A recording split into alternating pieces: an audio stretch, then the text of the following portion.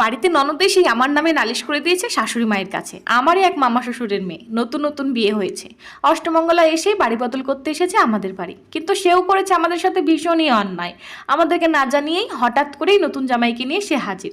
প্রথমে তো আমরা হতবাক হয়ে যাই, নতুন জামাইকে কি করে আদর সম্মান করবো ভেবেই মাথা খারাপ। শাশুড়ি মা তো ব্যস্ত হয়ে গেছেন, একবার এ ঘর যাচ্ছেন একবার ও ঘর যাচ্ছেন, কিন্তু কিছুই বুঝে উঠতে পারছেন না কি করবেন।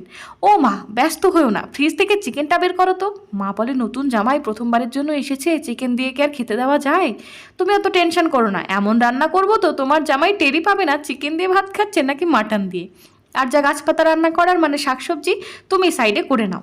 এদিকে দুজনেই তোড়জোড় রান্না শুরু করে দিয়েছি। শাশুড়ি মা একবার মুখ ফুটে বলেই ফেললেন, খেতে কেমন হবে জানি না, তবে দেখতে একেবারে মাটনের মতোই লাগছে জানো তো বৌমা। খেতে বসেই ননদ তো ভীষণ রেগে চিৎকার, ও পিসি, তোমার বৌমা কি জানে না আমি ছোট থেকেই মাটন খাই না? ননদের নালিশ শুনে সবার সে কি হাসি।